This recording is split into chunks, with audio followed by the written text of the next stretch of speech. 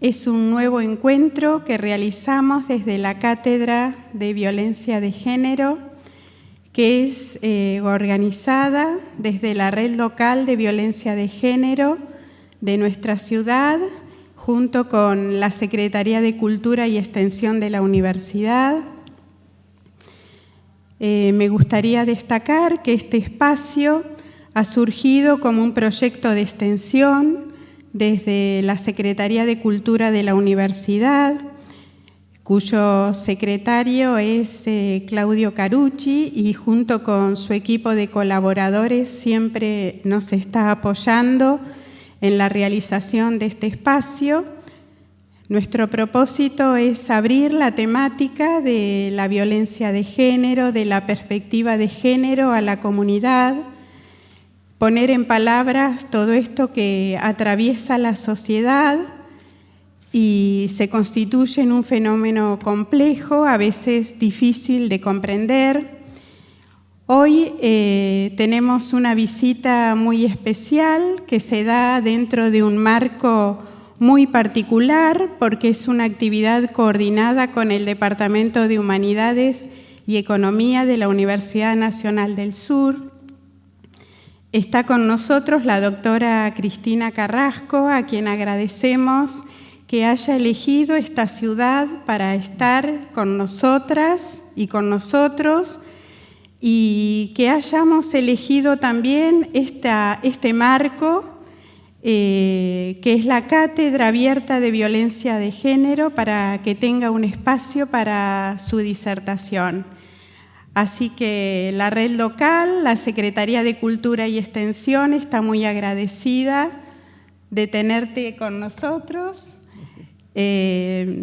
Sabemos de tu trayectoria, que hoy la vamos a conocer con más profundidad, ese cambio de paradigma que nos desafía a sostener y mejorar el cuidado de la vida de una manera diferente. Y bueno, bienvenida entonces, Cristina. Muchas gracias. Hola, buenas tardes. Es un gusto muy grande contar con Cristina hoy en nuestra universidad. Su visita se produce en el marco de una serie de esfuerzos conjuntos entre la Red Local de Violencia de Género, el Departamento de Humanidades, el Departamento de Economía y el Grupo de Género y Feminismos de la UNS y la Secretaría de Cultura y Extensión.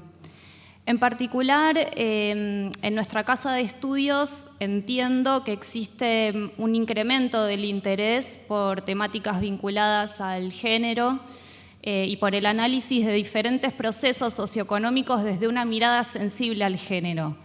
Esto, entiendo, se plasma en tesinas de grado, tesis de posgrado, pero en menor medida en la oferta académica. Creo que eso es algo que es necesario apuntalar. Esto demuestra que las nuevas generaciones se encuentran familiarizadas con enfoques críticos de lo que Cristina denominó el sesgo androcéntrico del saber académico.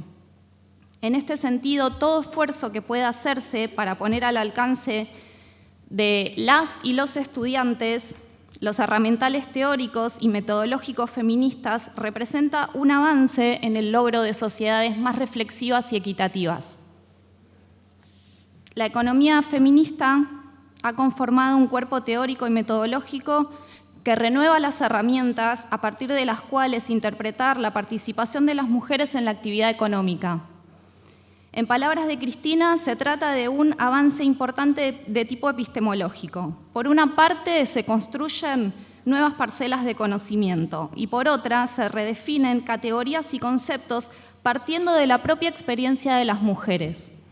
De este modo, los principales interrogantes de la economía respecto de cuáles son las lógicas que rigen la distribución de la riqueza no pueden ya ser explicados sin tomar las experiencias de las mujeres como punto de partida, sin analizar críticamente tanto la vida cotidiana como los indicadores macroeconómicos.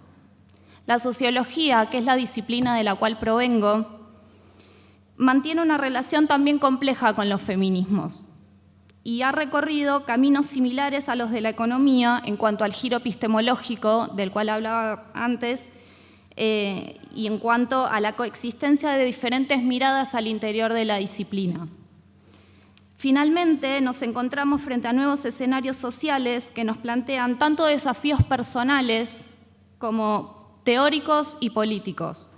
Contar con la presencia de Cristina en nuestra ciudad y en nuestra universidad es un esfuerzo en la búsqueda de respuestas ante esos nuevos desafíos.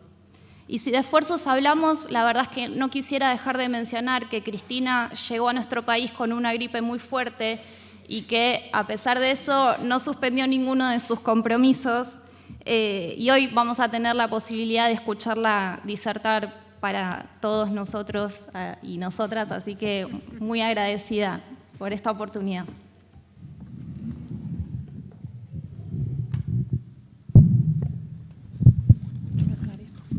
Bueno, buenas tardes a todas. A mí, bueno, yo soy parte aquí del espacio de economía feminista de la Sociedad de Economía Crítica, que es con quien, digamos, tiene un poco la responsabilidad de la gira de Cristina por diferentes universidades nacionales del país. Voy a nombrarla, que está por acá, pero no la veo. ¿Dónde está Corina? La principal responsable de que Cristina esté acá con nosotras es Corina Rodríguez Enríquez, que estuvo justamente en la cátedra en el mes de mayo. Ella fue la que pensó en Bahía Blanca, justamente por lo que significa la cátedra de violencia en la ciudad, en que era un buen lugar para que Cristina esté hoy acá. Pero justamente por la importancia fue que pensamos en armar una actividad como esta construida entre diferentes espacios. Yo soy, como les decía, parte del espacio de economía feminista en la Sociedad de Economía Crítica, que es, digamos, un espacio que surge como crítica justamente a las teorías más ortodoxas y a los planes de estudio en las universidades en la Argentina. Y el espacio se ha creado dentro de la Sociedad de Economía Crítica también como un cuestionamiento a lo que son las corrientes heterodoxas en lo que refiere al lugar de las mujeres allí. Simplemente voy a presentarla a Cristina, así la escuchamos. Cristina Carrasco Bengoa es economista. Estuvo trabajando hasta hace muy poquito en Barcelona, se jubiló ahora, era profesora de la teoría económica de la Facultad de Economía y Empresa de la Universidad de Barcelona. Es miembro del Instituto Interuniversitario de las Mujeres y el Género de las Universidades Catalanas y de de la IAFE, International Association for Feminist Economics. Es una de las fundadoras de las Jornadas de Economía Crítica y forma parte del Consejo de Redacción de la revista de Economía Crítica. Cristina es parte del Movimiento Feminista de España y es parte de la Red de Economías Feministas de España. Sus temas de investigación son el trabajo doméstico, el trabajo de las mujeres y la economía feminista y los indicadores no androcéntricos, sobre los cuales tiene varias publicaciones. Nombro algunos. El trabajo de cuidados, antecedentes históricos y debates actuales, mujeres y sostenibilidad y deuda social, tiempos y trabajos desde la experiencia femenina y, bueno, una de sus obras más recientes, Con voz propia, la economía feminista como apuesta teórica y política. Así que, bueno, escuchamos a Cristina. Muchas gracias por estar aquí.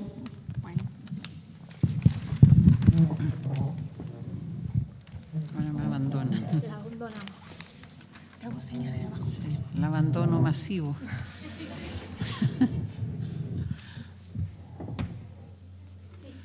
Bueno, buenas tardes. Muchas gracias por estar ahí. Muchas gracias por invitarme y muchas gracias entre todas que podamos hoy tener estas reflexiones, estas conversaciones en conjunto. Voy a comenzar para comentar lo que es la economía feminista. Comenzaré primero con una imagen que creo que es bastante gráfica, ¿no? Supongo que muchas de vosotros ya conocéis Hay un mapa, a ver, el mapa mundi, este plano que se acostumbra a mostrarnos y a enseñarnos.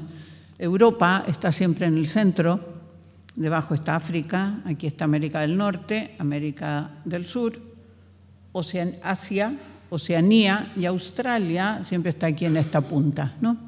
Entonces, en un momento, australianos dijeron, estamos hartos de que los europeos se pongan siempre en el centro, o sea, de que los conquistadores se pongan siempre en el centro.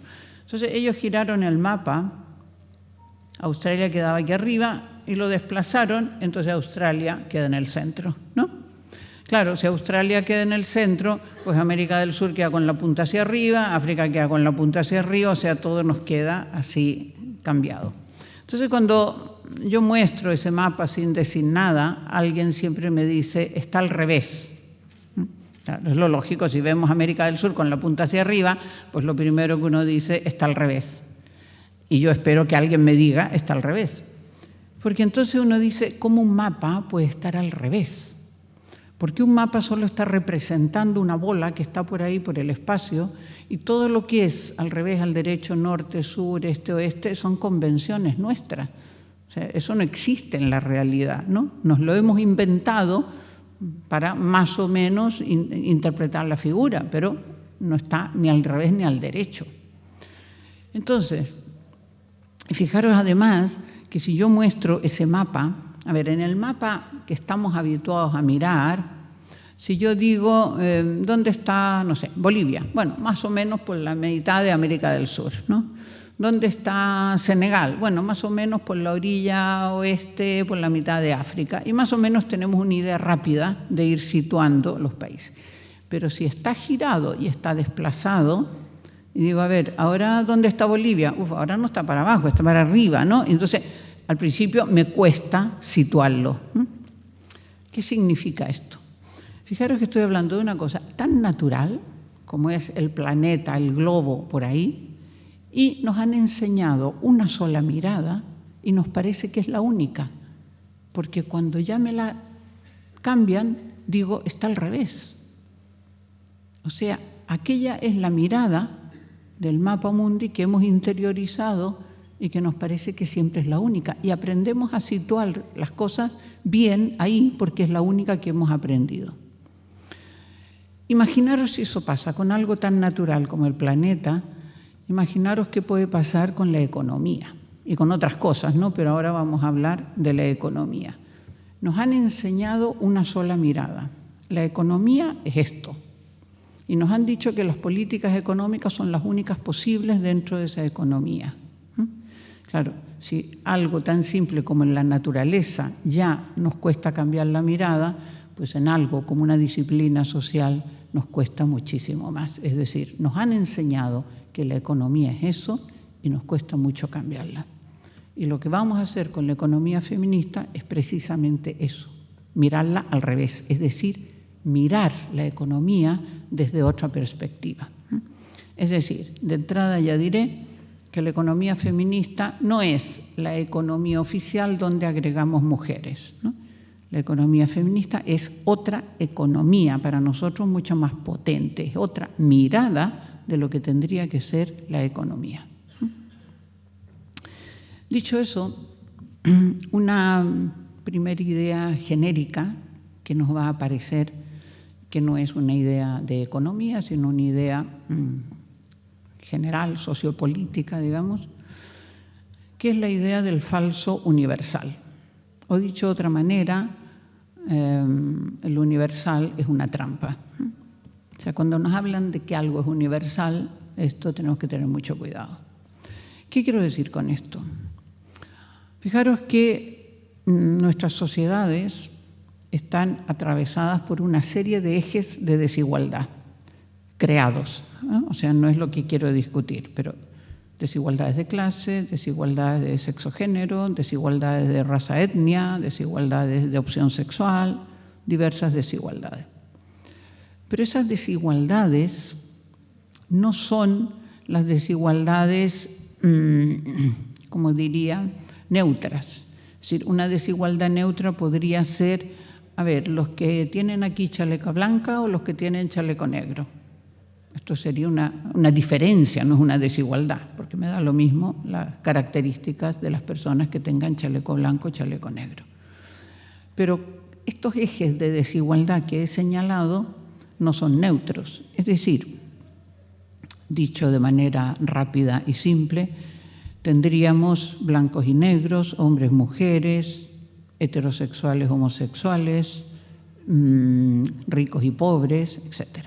Y estas clasificaciones no son neutras. El poder que cada uno tiene en este mundo es muy diferente.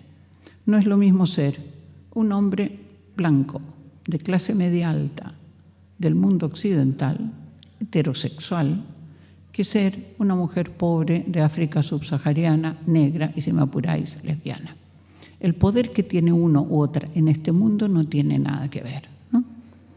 Pero, además de eso, el grupo dominante, en este caso me interesan los hombres, el grupo dominante, los hombres blancos y ricos, van a establecer sus valores, van a establecer sus simbólicos, van a establecer su lenguaje.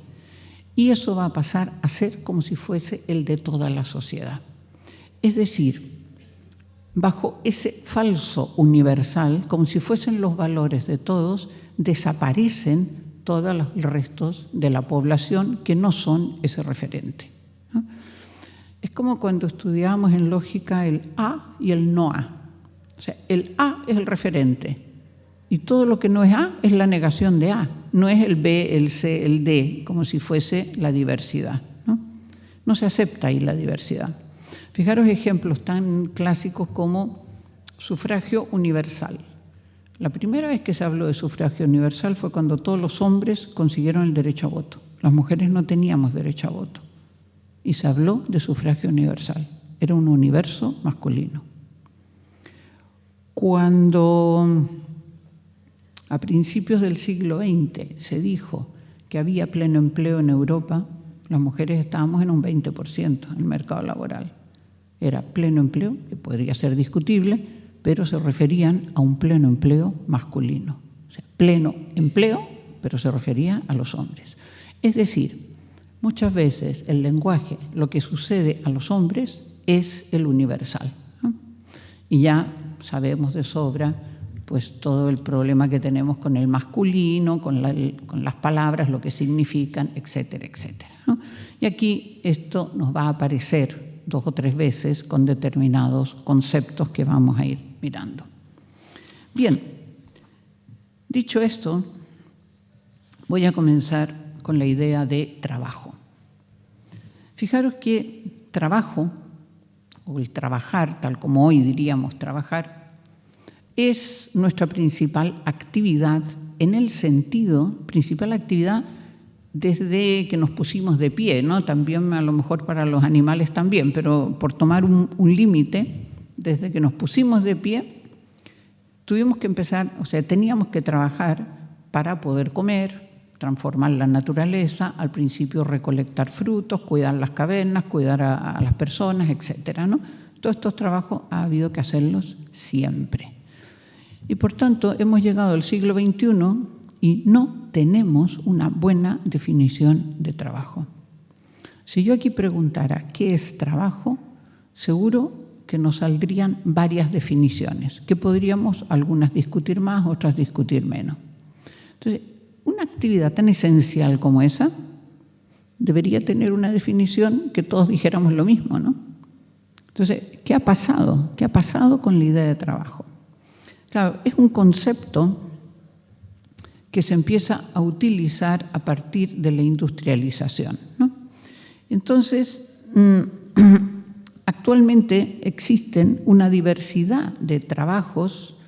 Por ejemplo, pues en nuestras sociedades actuales existen los trabajos bajo relaciones capitalistas, trabajo asalariado, trabajos domésticos, trabajos de cuidados, trabajos de acción ciudadana o trabajos voluntarios, trabajos casi esclavos siguen existiendo, ¿no? Por ejemplo, mucha trata de blancas que hay para la prostitución, el tratamiento, la relación es de esclavos, ¿no? Hay zonas todavía en el campo donde el tratamiento de los campesinos es más esclavo que capitalista, ¿no? Etcétera. Es decir, convivimos con una serie de tipos de trabajos. Cada uno de ellos se da bajo relaciones sociales diferentes, naturalmente, ¿no? Pero ¿dónde comienza la idea esta del concepto de trabajo? Esto comienza con la industrialización, con los economistas clásicos, todo el siglo finales del XVIII a finales del XIX, desde Adam Smith hasta Carlos Marx. Ellos comienzan, claro, están viendo todo el capitalismo naciente, ¿no? Toda esta industria naciente. Y entonces ellos comienzan a plantear que esa actividad en la industria, que le llaman trabajo, es la actividad que da valor y que da riqueza a la nación. Y entonces para ellos pasa a ser una actividad central. Y la empiezan a valorar, a contar en horas, a contar a partir de ahí el salario, etc. No voy a entrar ahí.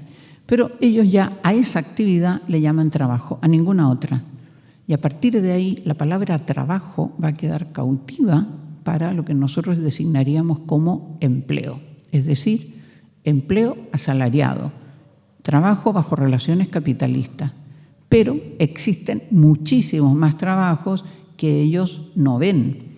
Yo creo que estos clásicos, fijaros que están viviendo una época donde la gente está pasando del campo a la ciudad, o sea, es un cambio social brutal. Pasan del campo a la ciudad, cambian los tipos de familia. Las mujeres se emplean muchas en la fábrica textil o de calzado, o siguen en el campo o se emplean de empleadas domésticas. Es decir, hay un cambio enorme en los tipos de trabajo. Y estos hombres no ven a las mujeres. Adam Smith, su gran obra de la riqueza de las naciones, son 2 tomos. Dedica 2 páginas a un trabajo que hacen unas mujeres en una fábrica de alfileres, ¿no? El resto no las ven. Entonces, ¿cómo puede ser hombres ilustrados como eran estos clásicos que no vean todo el trabajo que están haciendo las mujeres en la industria y fuera de la industria? Yo creo que esta es la ceguera patriarcal, es decir, no ven a las mujeres, ¿no? Vivimos bajo un patriarcado muy fuerte que no vemos el trabajo de las mujeres. A partir de ahí va a quedar ya cautivo, como digo, el término trabajo para lo que designaríamos como empleo. A finales del siglo XIX cambia la economía y comienza la que llamamos economía neoclásica, que así como la clásica duró más o menos un siglo, bueno, pues me hubiese gustado deciros que la neoclásica también duró un siglo, pero lamentablemente seguimos bajo el dominio de la economía neoclásica, que ha sido el padre del neoliberalismo, ¿no? La base económica del neoliberalismo. Y entonces es una economía que se centra, o sea, la economía clásica analizaba la producción fundamentalmente. La economía neoclásica desplaza el objeto de estudio de la producción al mercado.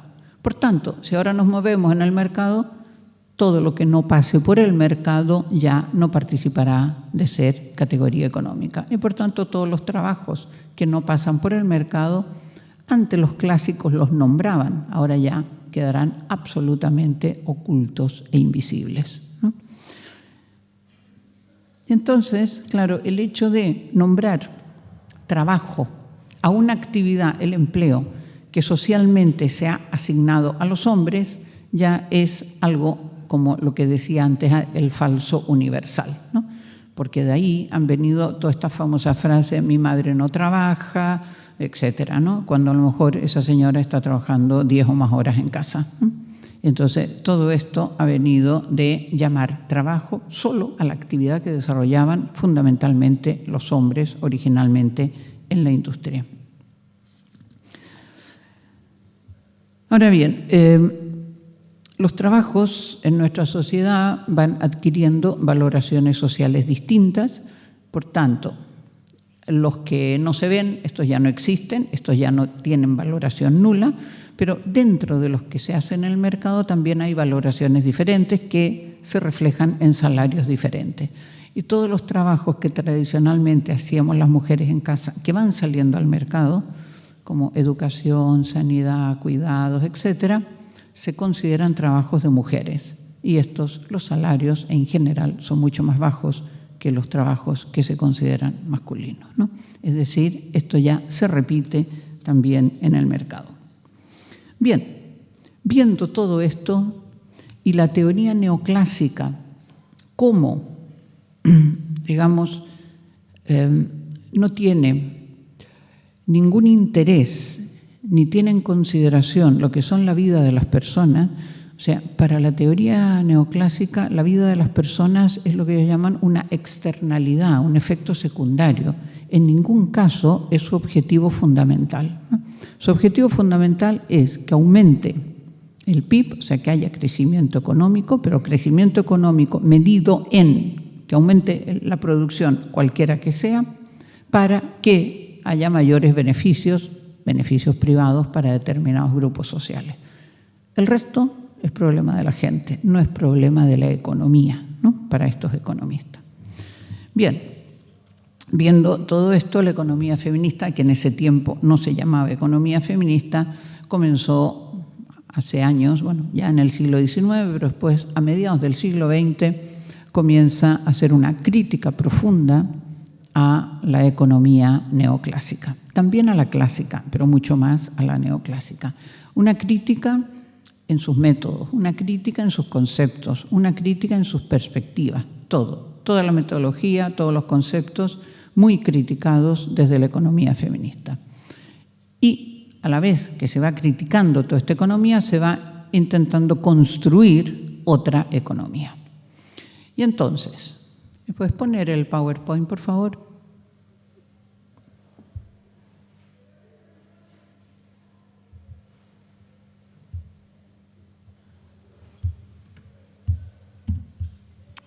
Funciona.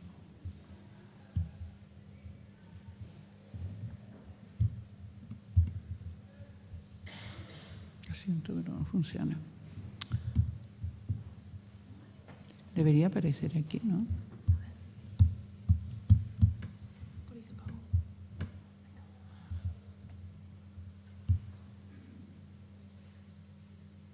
Vale, ahora está, ya está. Gracias.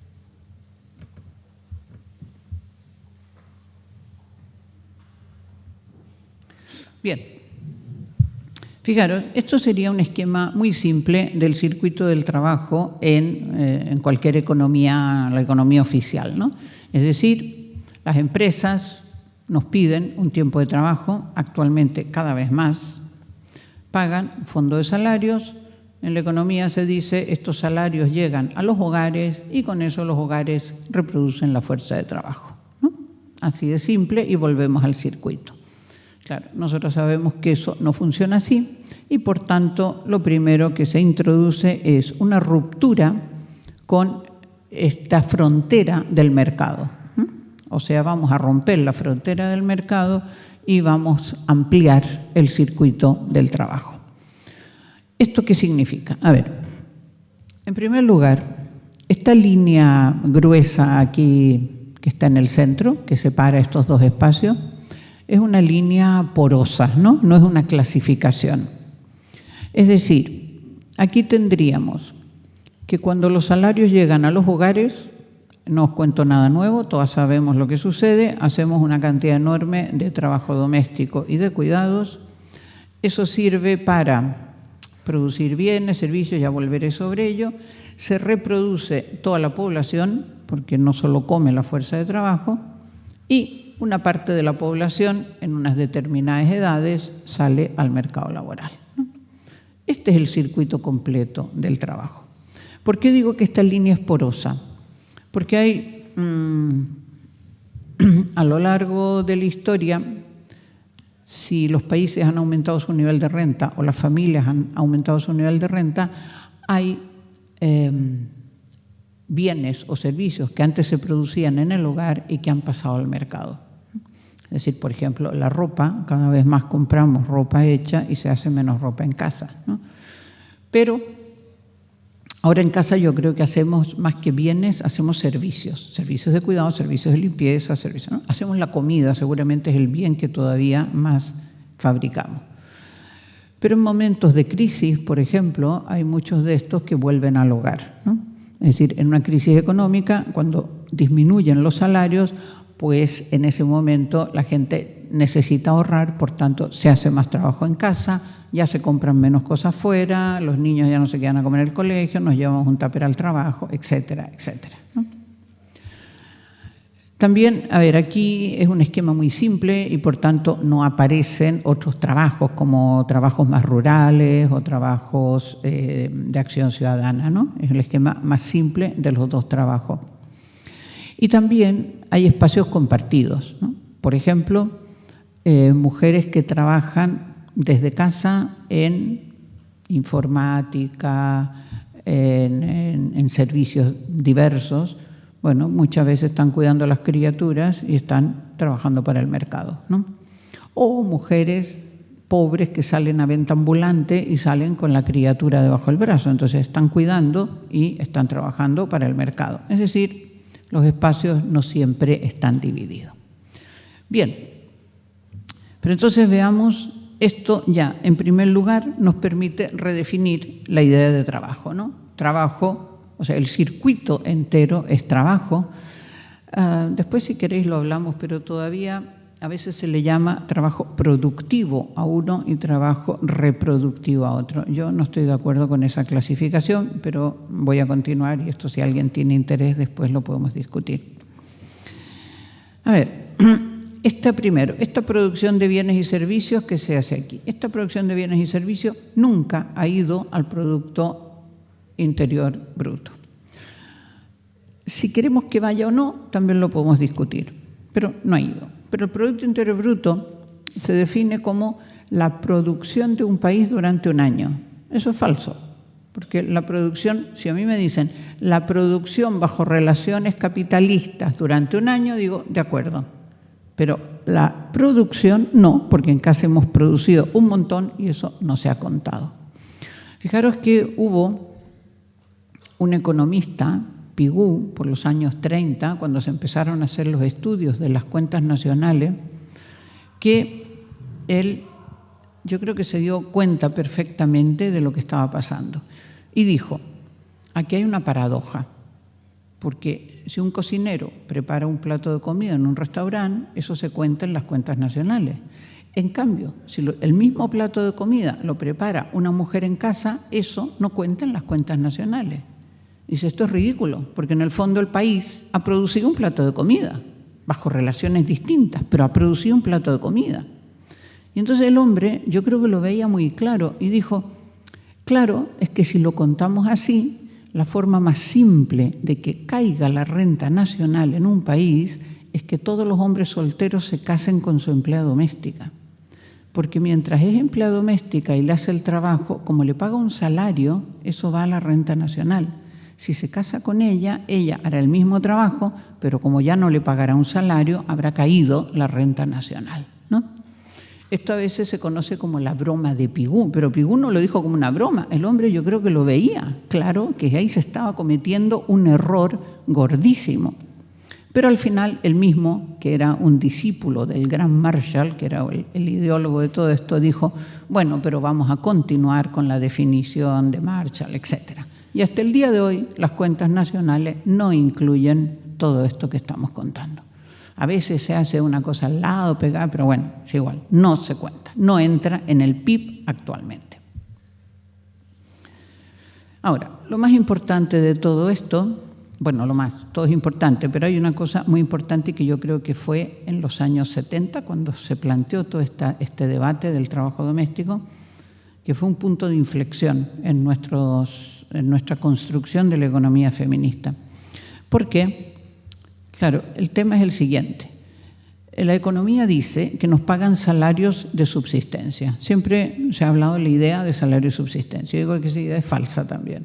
Pero el salario de subsistencia sería el salario que me permite subsistir.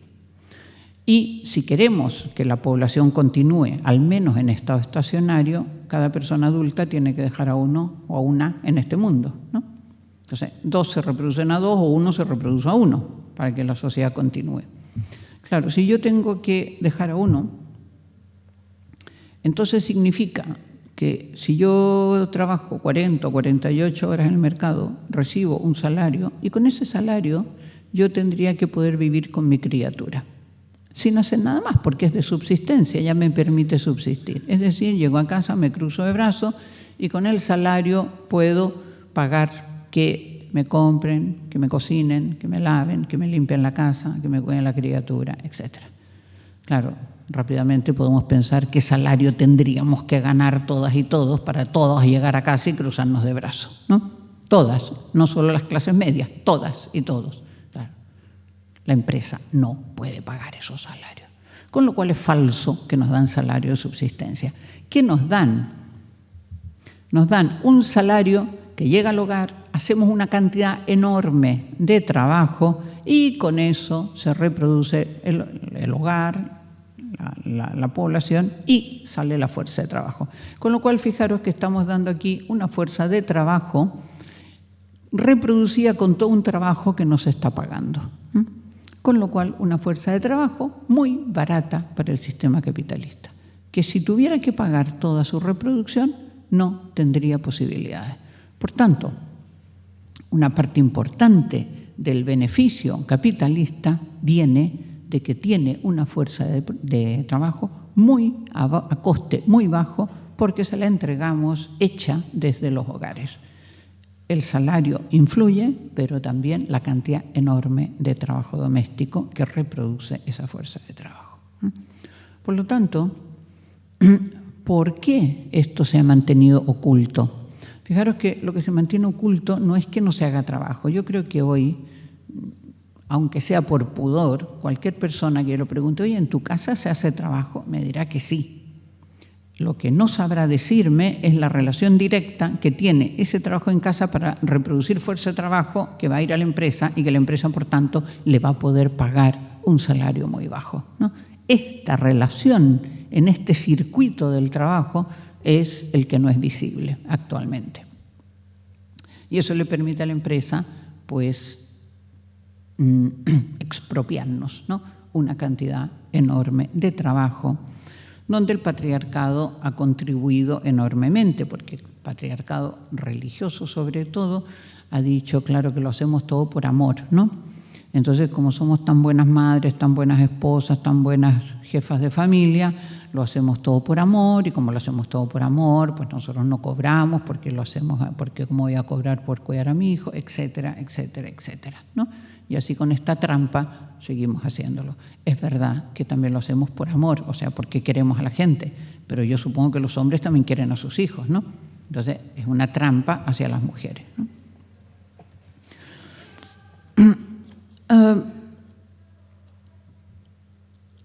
Por tanto, fijaros que esto significa que el sistema capitalista puede subsistir solo si se realiza este trabajo doméstico. Bueno, el gráfico está hecho a propósito diciendo que los de abajo estamos aguantando al sistema arriba, ¿no? Es decir, el funcionamiento del sistema capitalista depende necesariamente que se realice el trabajo doméstico aquí abajo. Si no, no dispondría de fuerza de trabajo. Solo una observación que si a alguien le interesa, pues lo podemos hablar. La reproducción de la fuerza de trabajo ha sido siempre un conflicto para todos los sistemas económicos. O sea, casi todos los sistemas económicos han mandado reproducir la fuerza de trabajo a un sistema que funcionara con relaciones distintas a las propias.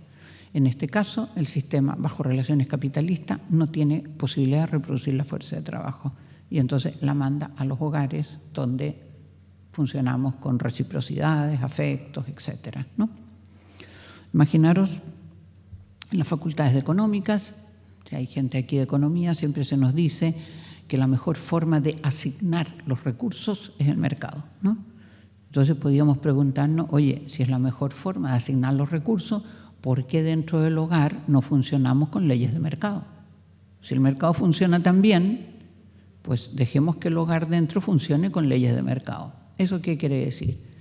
Bueno, yo te hago la comida, pero tú me pagas tanto, ¿no? Tú haces la cama y yo te pago tanto, ¿no?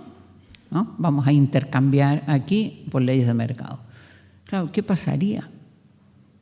Que hay mucha parte de la población que no puede hacer intercambios monetarios. Por ejemplo, una persona enferma, pues no tengo dinero y no puedo hacer ningún trabajo. Una criatura pequeña, ¿no? Por eso que en el hogar funcionamos con afectos, reciprocidad y no con leyes de mercado. Si no, la mitad de la población se nos moriría rápido, ¿no?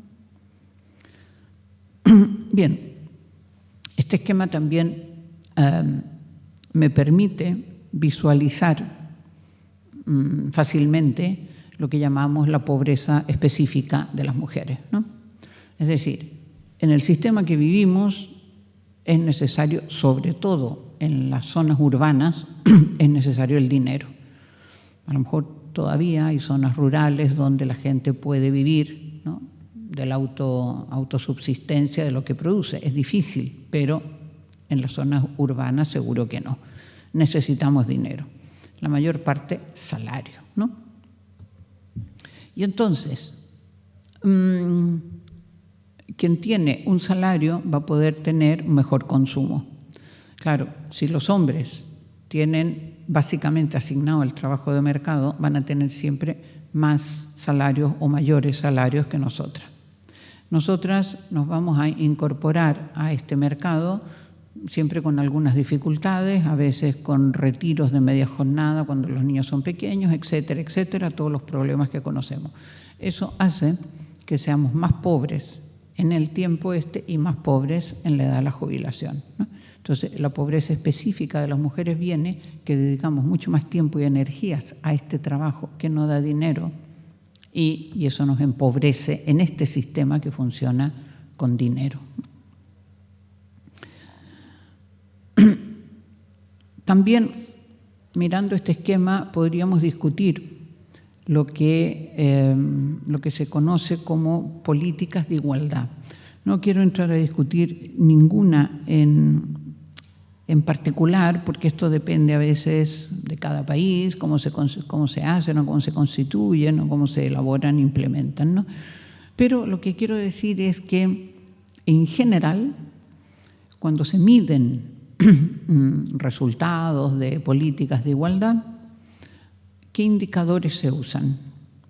En el fondo siempre son indicadores de cómo las mujeres nos estamos integrando al mercado laboral, a ese mundo masculino, que funciona con reglas masculinas, ¿no? Entonces, por ejemplo, se dice, a ver, ¿cuántas mujeres diputadas hay ahora? ¿Cuántas mujeres directivas de empresa? ¿Cuántas mujeres están activas en el mercado laboral? ¿Cuántas mujeres hay en la universidad? Etcétera, ¿no? O sea, son indicadores de cómo las mujeres nos vamos integrando a ese mundo. Pero no hay ningún indicador de igualdad que me diga cómo los hombres se van integrando al otro mundo, ¿no? ¿Cuántos hombres cuidan a su madre con Alzheimer? ¿Cuántos hombres, siempre digo, planchan las blusas de sus mujeres, no su propia ropa, ¿no? Es decir, indicadores de estos que nos dirían que estamos más o menos repartiendo los trabajos. Esos nunca se usan como indicadores de igualdad. Por tanto, fijaros que las mujeres hemos hecho en los últimos 30, 40 años unos cambios enormes. Hemos salido a estudiar, cada vez hay más chicas en la universidad que chicos, hemos salido al mercado laboral, etcétera. Pero, como somos responsables y realmente nos parece que el cuidar la vida es importante, no hemos abandonado el mundo del hogar. Hacemos las dos cosas, ¿no? Y así vamos de cansadas, ¿no? Entonces, yo creo que la propia sociedad y el sector masculino de la población no se han querido enterar de este cambio que hemos hecho las mujeres, porque la sociedad sigue organizada exactamente igual. O sea, por ejemplo, imaginaros que baja aquí una marcianita y saber cómo se organizan estos terrícolas, ¿no? Yo creo que una primera cosa que nos diría, oye, ¿cómo puede ser que estas criaturas pequeñitas tengan 4 meses de vacaciones al año y su padre y su madre tengan 1 mes? ¿Con quién se quedan? ¿Cómo es posible que los horarios escolares y los horarios laborales no coincidan? O sea, que las criaturas a las 4:30 salen y los padres y madres salen a las 6. ¿Con quién se quedan? O sea, ¿cómo se puede organizar tan mal una sociedad? Claro, yo creo que tendríamos que decirle que no es que está mal organizada, sino que se sigue pensando que hay una mujer en casa y que es su responsabilidad organizarlo todo. Y si ella quiere salir al mercado laboral, es su problema. Arréglalo con lo que llamamos la Fundación Abuelas, arréglalo con las vecinas, arréglalo con las amigas o pide media jornada. Pero resuelve tú el problema. Esto es lo que en el fondo, aunque no se explicite, se está diciendo cuando la sociedad sigue organizada de esa manera. Por tanto, fijaros, lo que estoy diciendo es también que ese modelo capitalista que tenemos de mercado laboral no es generalizable. Es decir, si todas las mujeres saliéramos al mercado laboral con la misma libertad de tiempo, acción, etcétera, de los hombres, claro, ¿quién se hace cargo de la vida en el hogar? Entonces, es un modelo que no es generalizable. El modelo que se ha generalizado es que los hombres siguen trabajando básicamente en el mercado laboral y que las mujeres estamos en los dos sitios, de un sitio a otro, con todas las tensiones que esto significa. Ese es el modelo que se está generalizando. Pero es que el otro modelo no es generalizable. En economía hay un personaje referente en teoría económica que es el Homo economicus. El Homo economicus es un personaje que la propia teoría lo define como un personaje absolutamente racional, que toma decisiones racionales, totalmente informado, que siempre está maximizando, es decir, buscando su mejor situación en el mercado, etc. Es un personaje que ha sido muy criticado por distintas economías heterodoxas, ¿no? Pero desde la economía feminista, además, hemos dicho, bueno, porque la gente no somos tan racionales, etc. Todo esto está muy criticado. Pero además en la economía feminista hemos dicho, primero, que este personaje es un repelente porque es un egoísta, porque siempre está solo en el mercado, no tiene familia, no tiene amigos, no tiene nada. Y segundo, es un personaje que siempre es joven y sano. O sea, nunca se hace viejo, nunca fue niño, nunca nadie lo cuidó y él nunca cuida a nadie y nunca se enferma.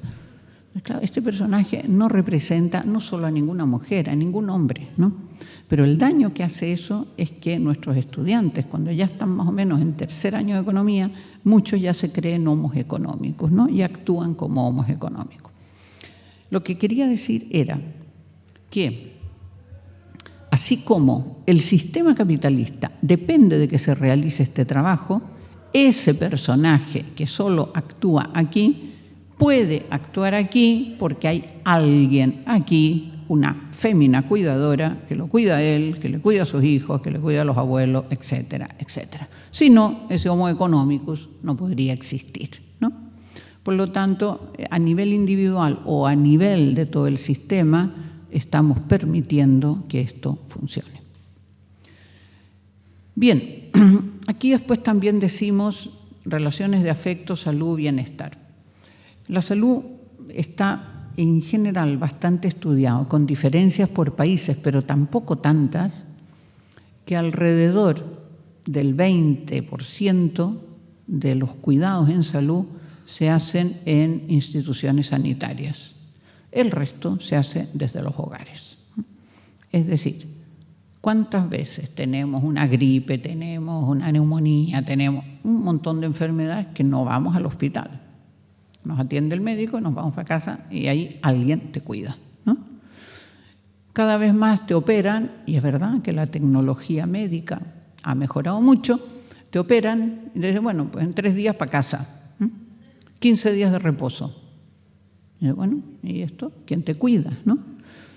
A mí me pasó, a ver, acostumbro a no contar cosas personales, ¿no? Pero es que ahora viene mucho al caso. Tengo un hijo, cuando él tenía como 20 años, tenía una hernia de estas inguinales, que ahora son operaciones ambulatorias porque ni siquiera te ingresan, y como era muy grande, lo ingresaron. Estuvo un día en el hospital y al día siguiente el médico, muy gracioso, le dice, mira, guapo, te voy a dar el alta, pero me tienes que prometer una cosa, que tú durante 15 días te vas a ir a un balneario, de la cama al sofá y del sofá a la cama, no puedes hacer nada. Él encantado. Y claro, yo digo, oiga doctor, ¿y este balneario quién lo gestiona? Y claro, te lo mandan a un balneario, ¿no? Entonces, claro, es verdad que el médico, desde el punto de vista médico, a lo mejor tiene razón, una cama hospitalaria es cara con todo el servicio, a lo mejor no es necesaria que esté ahí. Muy bien, se va a casa. Pero entonces tendríamos que discutir socialmente, padre y madre, o quien sea, cómo no nos penalizan en el trabajo, nos dan tiempo libre para cuidar a las personas, etcétera. Es decir, discutamos cómo resolvemos ese tema. Lo que no podemos decir es que vamos a tener, y estoy hablando de una persona joven con una cosa simple, ya no hablo de las enfermedades crónicas, ¿no? Pero todos estos cuidados en casa, ¿cómo se resuelven los cuidados en salud en casa, ¿no? Entonces, esto no lo hemos discutido. ¿Por qué? Porque los cuidados en general, y ahora hablaré de los cuidados, en general la gestión de los cuidados produce mucha tensión. Y por tanto, gestionar los cuidados a nivel social es muy complicado y necesita muchos recursos. ¿Y qué se ha hecho? Naturalizarlos y mandarlos al hogar. Y por tanto ya las mujeres lo harán en casa. Pero esto es que casi no se discute. Está tan naturalizado que las madres van a cuidar a los hijos, que las madres van a cuidar a los padres, etcétera, etcétera, ¿no? Y entonces con esto se ahorran, y las tensiones se transmiten al hogar.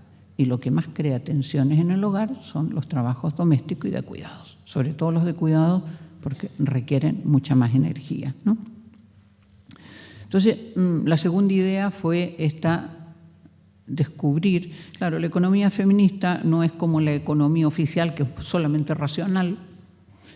Nosotros somos una disciplina abierta a todas las disciplinas cercanas, psicología, sociología, etcétera, y por tanto, digamos, consideramos todos los elementos subjetivos, relacionales, afectos, etcétera, que son parte de la vida y de las necesidades de las personas. Y entonces aquí vimos que el trabajo doméstico, analizándolo cada vez más, no era solo limpiar, cocinar, etcétera, que también, sino que había toda una parte que era el cuidado directo o indirecto de las personas, donde están en juego todas las relaciones afectivas, ¿no? Y entonces el hogar pasa a ser un lugar, un espacio donde nacemos, donde nos criamos, donde adquirimos una identidad sexuada, donde nos vamos socializando y donde vamos aprendiendo a relacionarlos y a convivir con la gente para pasar después a mundos más amplios, a mundos comunes para relacionarnos con el resto, ¿no? Por tanto, yo diría que todo esto, claro, está tan naturalizado que parece que existiera una mano invisible. Adam Smith habló de que en el mercado había una mano invisible y que, por tanto, cuando la economía se desequilibraba, no había que intervenir, porque existía esta mano invisible que ya lo volvía a organizar todo, ¿no? Claro, nosotros decíamos, en los hogares hay una mano invisible mucho más poderosa que la de Adam Smith, porque sales por la mañana y, bueno, pues cuando vuelves por la noche, o sales por la mañana y sale toda la gente más o menos con la ropa limpia, más o menos bien alimentado, ordenaditos, cada uno con sus horarios, los niños al colegio, con su merienda, con lo que sea. Volvemos y vuelve a haber comida, y vuelve a haber ropa, y vuelve, bueno, aquí ¿qué pasa?, ¿no? Hay este sexo invisible que tiene esta mano invisible que lo va haciendo todo, ¿no? Hasta el día que nos cansamos, pero normalmente, además, con buen humor, ¿no? Todo esto es nuestro trabajo donado, nuestro trabajo regalado, nuestro trabajo expoliado por el sistema, donde hay la complicidad masculina. Los cuidados ya sabemos que no son buenos ni son malos, son. La dependencia que tenemos es parte de la condición humana, ¿no? Somos todos interdependientes, todos nos necesitamos unos a otros, ¿no? Yo siempre digo, ahora por ejemplo, los homos económicos o las féminas económicas, estamos jóvenes y sanas que creemos que nos comemos el mundo, bajamos esta escalerita que está aquí a la salida, te caes, te rompes la pierna y ya estás un mes con la pierna enyesada y alguien te tiene que cuidar. Es decir, somos vulnerables.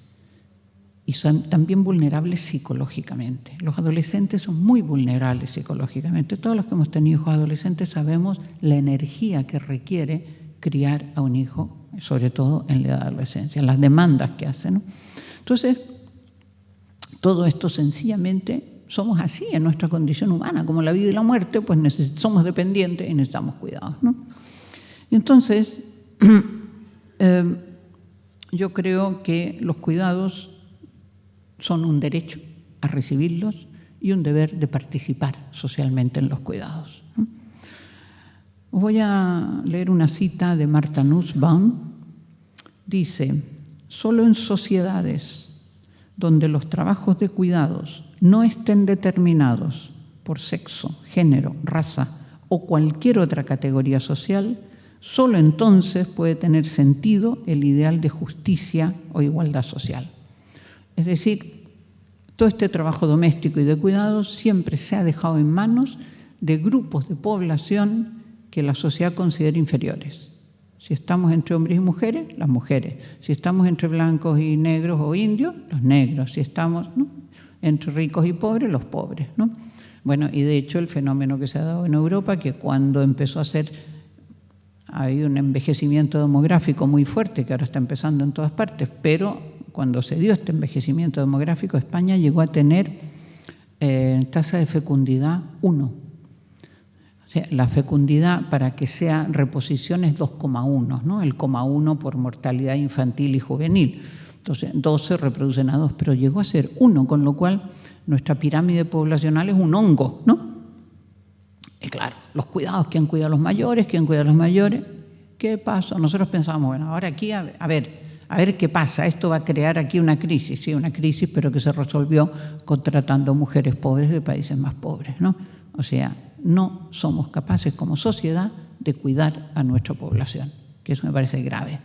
Y entonces ella dice, mientras se deje en manos de algún grupo de población que la sociedad considera inferior, nunca en esa sociedad se podrá hablar de justicia o de igualdad social. Yo creo que esto sería un buen indicador, mucho mejor que el PIB, cuando queremos comparar países, decir, vamos a ver cómo cuida su población esta sociedad, ¿no? Esto me daría un indicador de humanidad, o sea, de un buen país, digamos, ¿no? Bien, por tanto, el trabajo de cuidados pues se convierte en este nexo, ¿no?, de unir lo que es la sociedad capitalista de todo lo que es el trabajo de doméstico y de cuidados.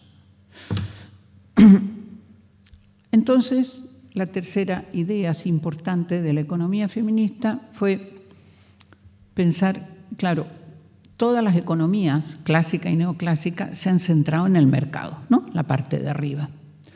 Y entonces a nosotros siempre nos explicaron que, no sé si se alcanza a leer allá arriba en rojo, que la tensión fundamental, la contradicción social fundamental era entre beneficios y salarios. Claro, si yo solo estoy mirando la producción de mercado, claro, ¿qué problema va a haber ahí? Pues cuando quede la ganancia, o sea, una vez descontado todo, cuando queda la ganancia en la empresa, ¿cómo se reparte entre salarios y beneficios? Esto sí, el conflicto de la empresa de siempre, ¿no? Pero eso no es el conflicto social, ese es el conflicto que está en la empresa capitalista.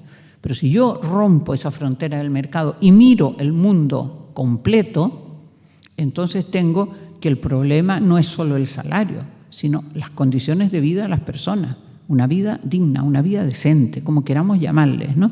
Tenemos aquí abajo otra contradicción, que sería la contradicción patriarcal, la de arriba sería la capitalista, y por tanto lo que tengo es una tensión social brutal entre el objetivo capitalista de obtención de beneficio y el objetivo que tenemos desde lo que podemos llamar la economía feminista del cuidado y del bienestar humano. Y entonces eso va mucho más allá del salario, ¿no? Implica el salario, implica todo el trabajo de cuidados, implica un buen ambiente, una buena naturaleza, implica una buena disposición del espacio, implica muchas cosas, ¿no? Entonces el salario es una parte, pero no es la contradicción fundamental.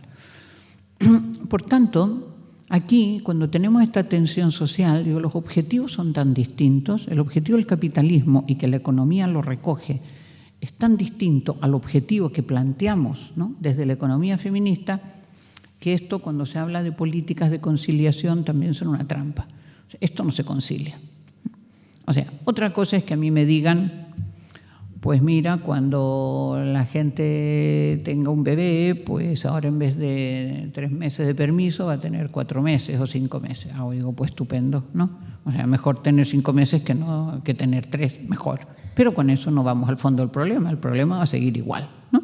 Es decir, tenemos que tener claro qué políticas, bueno, pues hay que decir que sí. Si a mí me dicen, vamos a pelear por más jardines infantiles, de acuerdo, voy a estar y voy a pelear por más jardines infantiles, pero teniendo muy claro que eso no resuelve ningún problema, ¿no? O sea, que ayuda a que la vida de algunas mujeres sea más agradable. Eso es lo que pasa, pero no resuelve ningún problema. Entonces, lo que aquí se nos plantea es una tensión brutal entre lo que llamamos capital-vida, es decir, ¿estamos por la acumulación de capital, la obtención de beneficio, o estamos por la vida de las personas? Y esto es la contradicción más importante, y de aquí nos hemos derivado lo que llamamos la idea de sostenibilidad de la vida. En 10 minutos voy a intentar explicar rápidamente. A ver, todo este marco que he puesto aquí, además, está dentro de la naturaleza, ¿no? La economía ecológica rompe también el circuito del mercado, y todo esto lo tenemos dentro de un espacio natural donde recibimos energía solar, recursos renovables y no renovables, y lanzamos residuos, calor, y bueno, la ecología lo tiene muy estudiado, todos los conflictos y los problemas que estamos teniendo ahora porque el sistema capitalista está depredando la naturaleza. Es decir, la está consumiendo y la está gastando a un ritmo muchísimo más elevado del que necesita para reproducirse. La tala de árboles, el agotamiento del petróleo, etcétera, etcétera, ¿no? Bueno, ¿hasta cuándo va a durar esto? No sé. Entonces el sistema capitalista, fijaros, vive de la explotación en su propio lugar de trabajo, vive de todo el expolio que hace del trabajo doméstico de todas las mujeres del mundo y vive de todo el expolio que hace de la naturaleza. Y esas son sus 3 básicas fuentes de ingreso. Entonces, para hacer rápidamente la idea de sostenibilidad, voy a hacer lo que llamamos la cadena de sostén de la vida, ¿no? Que es la insostenibilidad de nuestro sistema. La cadena de sostén de la vida comienza con la naturaleza. Si no hay naturaleza, no hay vida. O sea, la naturaleza en sí misma ya es vida, ¿no? Y a partir de ahí puede crecer la vida.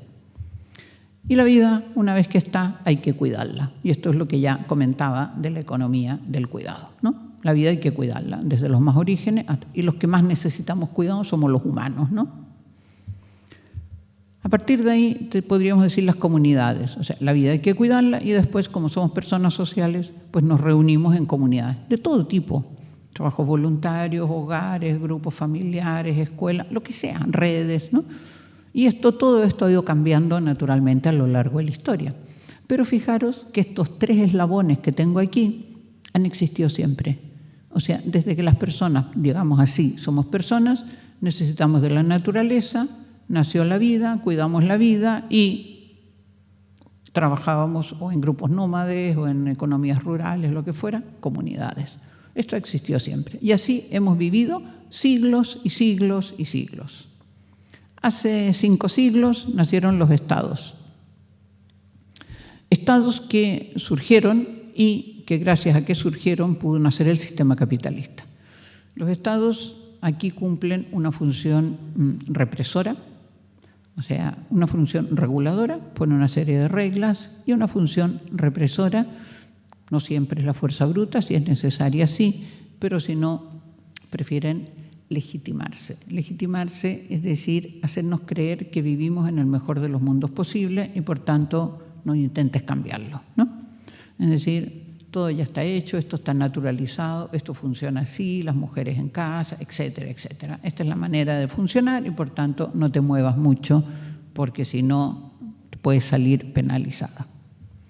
Y entonces finalmente con los estados surge la economía de mercado capitalista, que sabemos que por un lado nos hace depender prácticamente a todos del salario, es decir, la gran base que tiene la economía capitalista es hacernos depender de un salario. Y cuando viene la crisis, no sé qué pasó exactamente en este país, pero en general, cuando vienen las crisis, la respuesta social es muy floja, muy pequeña respecto a lo que está sucediendo con la crisis, ¿no? Con la crisis en general se endeudaron los bancos, nos estafaron a todos y después los gobiernos pidieron préstamos para pagarle a los bancos y esos préstamos los estamos pagando entre todos porque nos redujeron los salarios, etcétera. Es decir, la ciudadanía, que no tenía ninguna culpa de toda la estafa, finalmente estamos pagando toda la crisis, ¿no? Bien, entonces aquí hay muchas relaciones, solo he nombrado, bueno, estas son, la naturaleza nos da bienes y recursos a todos devolvemos, pero fundamentalmente el sistema capitalista es el que está depredando muchísimo la naturaleza. Después tendríamos esta relación, que es la que comenté antes, entre el mercado capitalista y la economía del cuidado, ¿no? El esquema que hice antes respondería a estas dos flechas. Finalmente, aquí pondría una nube, que es la nube financiera. No la pongo como parte de la cadena de sostén porque no aporta nada, ¿no? No aporta nada a la cadena de sostén de la vida. Es sencillamente una nube financiera que lo único que ha hecho es crearnos crisis financiera que han repercutido después en todo el mundo real, ¿no? Pequeño juego, ¿qué pasaría si esto desapareciera? ¿Podría desaparecer el Estado también? ¿Qué pasaría? ¿Podríamos seguir viviendo? ¿O no? Hemos vivido siglos y siglos y siglos así. Y desde el siglo XVIII, finales del XVIII, empezó el mercado de la producción capitalista, ¿no? Es decir, llevamos un poquito más de 3 siglos con el mercado capitalista y la economía financiera es muy posterior. Es decir, la humanidad había vivido siempre sin esos últimos eslabones, ¿no? Claro, tendríamos que acostumbrarnos de nuevo a vivir mucho de artesanía, de agricultura, de pequeñas industrias, tal vez cooperativas, lo que fuera. Pero volveríamos a vivir, se nos acabaría ese consumismo loco que tenemos, se nos acabaría la compra de coches, etcétera, pero viviríamos bien. En cambio, si desapareciera eso, no puede vivir nadie, todo se tambalea y todo se cae, ¿no? Es decir, antes ya dije cuáles son los fundamentos. Entonces, esto es lo que acostumbramos a llamar la economía del iceberg, ¿no? Es decir, lo que está bajo la línea de flotación es la parte más ancha del iceberg y es lo que aguanta a la parte visible. Y aquí tenemos lo mismo. La naturaleza, la economía del cuidado y las comunidades son los que están, lo que es la base del sistema. Y la parte de arriba es la parte visible. Fijaros que la parte de arriba es lo que la economía estudia como economía. Nunca estudia lo de abajo, que es lo que lo sostiene. O sea, realmente es absurdo, ¿no? No estudia la naturaleza. Bueno, entonces, claro, para que sea sostenible, nosotros decimos, o este iceberg le damos la vuelta, o bombardeamos la parte de arriba, o la hacemos desaparecer, pero la idea es, para que sea sostenible, decimos, tiene que tener capacidad de reproducirse, es decir, poder reproducir con el cuidado, poder reproducir la naturaleza, etcétera, pero no de cualquier manera, con una condición. La vida, lo primero, y la vida requiere cuidados. Por tanto, tendrían que desaparecer tanto las relaciones capitalistas como las relaciones patriarcales, ¿no? Porque entonces tendríamos que ver cómo desfeminizamos los cuidados, cómo lo asumimos como sociedad y cómo los desprivatizamos. No tiene por qué ser necesariamente el mundo privado y las mujeres. Esto lo ponemos en cuestión. ¿Son absolutamente necesarios los cuidados? Pues vamos a discutir cómo lo realizamos entre todas, todos, mundo público, comunidades, etcétera, ¿no? Pero entonces la sostenibilidad pasa por la sostenibilidad, por realizar estos cuidados de esta manera y después pues, por tener respeto naturalmente por la naturaleza, ¿no? Entonces a partir de aquí tenemos el gran desafío de que esto, claro, no es solo la economía feminista la responsable de esto, ¿no? Pero entonces el gran desafío es los diálogos que tenemos que tener y que más o menos empezamos a tener con otras economías heterodoxas, economía ecológica, economía social y solidaria, etcétera, ¿no? Para ver cómo entre todos vamos elaborando la gran economía, ¿no? Y no la economía que tenemos hoy, que lo único que nos está creando son bolsas de pobreza enormes y enormes desigualdades. Por tanto, yo creo que una cosa que sí tenemos que discutir entre todas y todos es qué significa esa buena vida, vida decente, como queramos llamarle. ¿Qué significa? Porque no es fácil. Entonces aquí, claro, nosotros mantenemos los principios de la desfeminización y desprivatización del cuidado. Bien, pero a partir de aquí, ¿qué producimos? ¿Cómo producimos? ¿Bajo qué relaciones? ¿Cómo consideramos los tiempos de cuidado, etcétera, ¿no?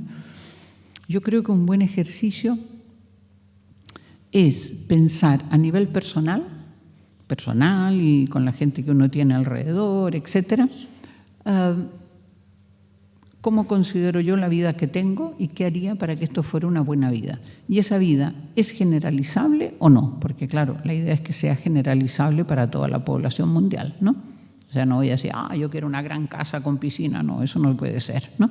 Entonces, ¿cuál es la vida que podríamos tener entre todos y todas? Y empecemos a discutir, a pensar y a poner en práctica pequeños ejemplos. Hay muchos ejercicios de cooperativas, de economía social y solidaria, hay muchas cosas donde podemos ir aprendiendo, ¿no?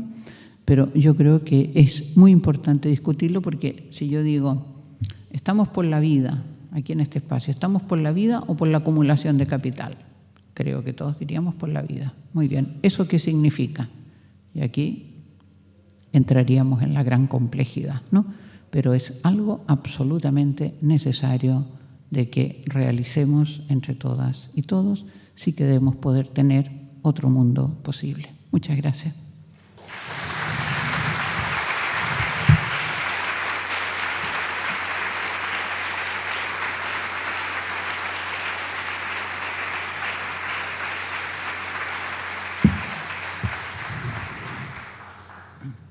Me han dicho que tenemos una media hora para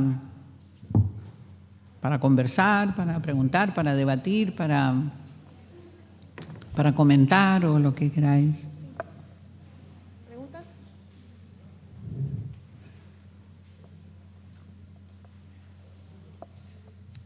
¿Quién quiere hacer una? Hola, yo quería hacer una consulta. ¿Cómo se puede lograr que desde la academia se modifiquen algunas conductas educativas? Fundamentalmente, por lo que conozco de acá de Bahía, hay un sector de la economía no formal o la economía social y solidaria que está totalmente invisibilizada y que hay involucradas muchas mujeres en ese sector, y desde lo que es la tecnología y lo que es la academia, no es posible encontrar quienes se involucren para lograr visibilizar estas actividades que muchas veces están vinculadas a la producción de alimentos o otro tipo de actividades, pero que no encuentran ni siquiera el apoyo, además del apoyo político, modificar algunas herramientas, tampoco se encuentra el apoyo académico para analizar desde otra visión este tipo de economía que la vemos en la calle permanentemente y que no le hincamos el diente, sino que miramos para el costado y en realidad lo que hacemos es castigar más esa actividad que buscarle la manera de hacerla organizada y apoyada técnicamente y académicamente y políticamente, por lo menos desde la experiencia que yo tengo. Hacemos un par de preguntas y después contestás, Cristina, ¿te parece? Sí, sí.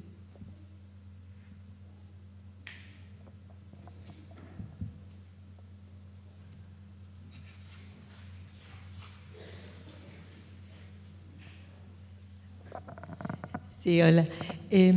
Mi pregunta era, en el momento de la exposición quedó como este uso que se hace de la oposición de trabajo productivo y reproductivo. Me gustaría si se pudiera ampliar, ¿no? Y la otra cuestión, como un comentario, pensar esto de la sostenibilidad de la vida y, por ejemplo, las reflexiones que han tenido los pueblos originarios y las constituciones de Bolivia o Ecuador, que incluyen el buen vivir, que es la traducción de un concepto quechua que tiene que ver con el respeto a la vida, que no incluye la cuestión de género seguramente, pero que bueno, estaría bueno para pensarlo también, ¿no? Es un comentario esto.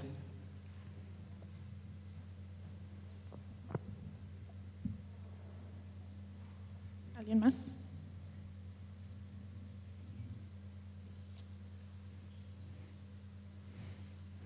Bueno, comienzo con esto. Comience. A ver, la pregunta sobre la academia, yo creo que lamentablemente hoy esa pregunta la podríamos hacer prácticamente en cualquier país. Yo creo que,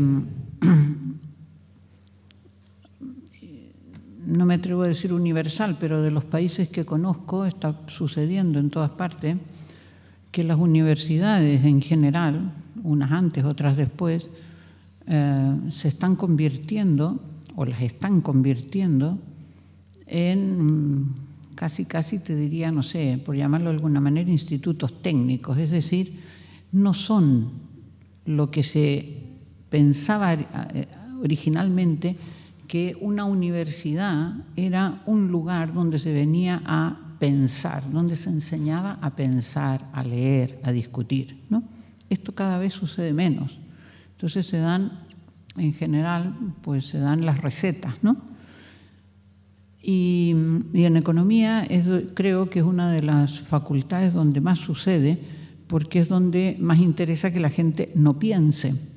Entonces la economía neoclásica cada vez está dominando más las facultades y si tú entras con otras ideas y quieres hacer una investigación o una tesis en otros temas, en muchas facultades no te lo van a permitir, no te van a aceptar en un doctorado, no te van a aceptar como profesor o como profesora, ¿no? Entonces, cada vez la situación de las universidades, sobre todo ahora hablo de la Facultad de Económica, se está volviendo tan dura que solo, o cada vez más, se hace teoría neoclásica. Y la gente lo hace porque sigue el modelo y porque eso le da currículum y eso le permitirá un trabajo estable y eso le permitirá, pues, eso, después tener algún cargo, etcétera, ¿no? Y ella entra en la cadena esta directo hacia arriba. Y si en primer curso o segundo curso todavía discutían o pensaban algo, después ya no, porque eso no da nota y entonces tú estúdiate lo que yo te cuento en clase y saldrás un buen alumno y podrás tener posibilidades de beca, etcétera, etcétera.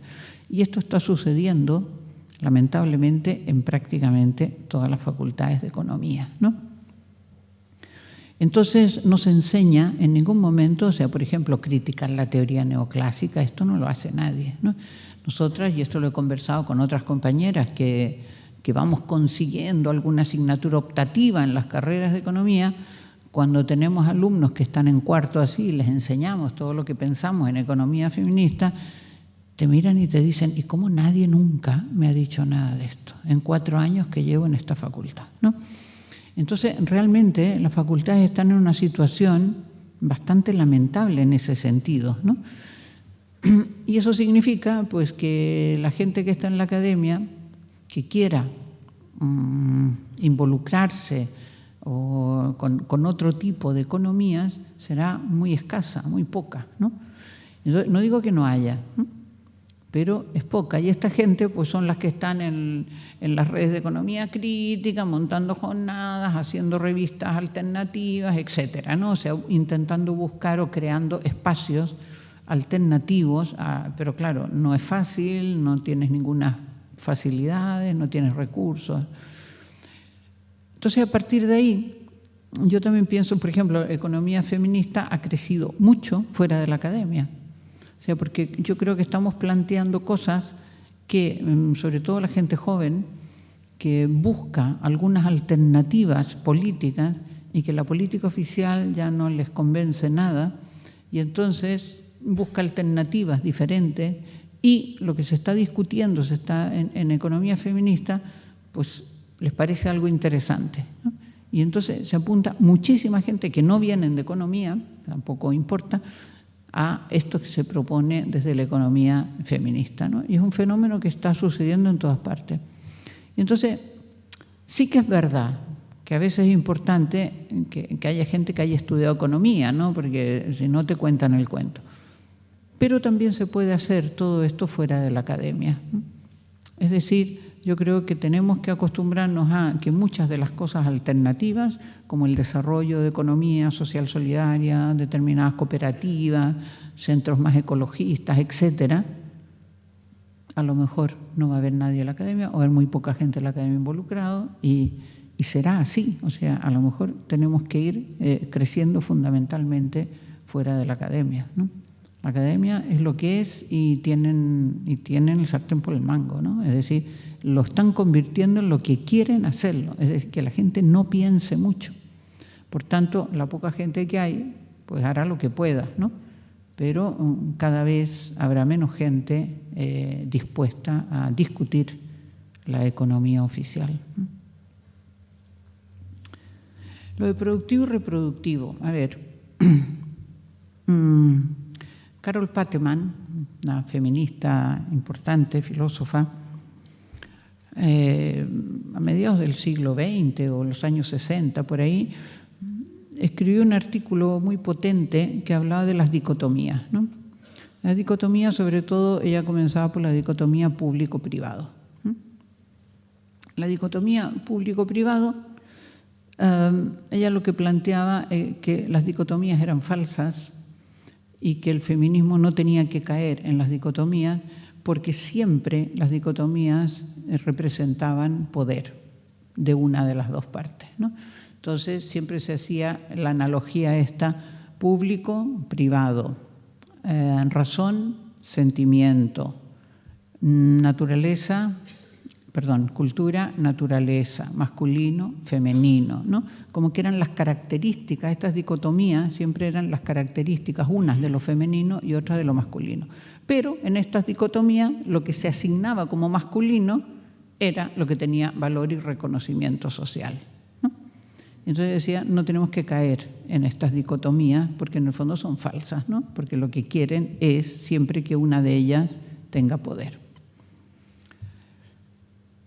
Ahí hay una trampa también, digamos, cuando se habla de público-privado, el privado se están refiriendo al doméstico, porque en nuestras sociedades el privado, si yo hablo en economía de capital privado, capital público o capital privado, el capital privado tiene mucho valor y mucho reconocimiento, ¿no? Y cuando hablo de privado en el sentido de tengo mi espacio privado, tengo mi tiempo propio, esto tiene valor, ¿no? Lo que reivindicaba Virginia Woolf, ¿no? Con la habitación propia. Lo que hacemos las mujeres es lo doméstico.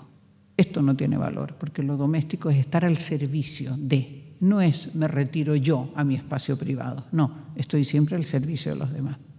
Entonces, ¿qué pasa con productivo-reproductivo? Que yo creo que se repite la dicotomía. Productivo se refiere al mundo de la producción capitalista, reproductivo se refiere al mundo del hogar o como queramos llamarle, de los cuidados, ¿no? Lo productivo vuelve a ser lo que tiene reconocimiento social, lo reproductivo es lo que no tiene reconocimiento social. Pero es que además yo creo que esta separación no son ciertas, es decir, todo es productivo y reproductivo. O sea, nosotros, tanto el esquema que mostré al principio, en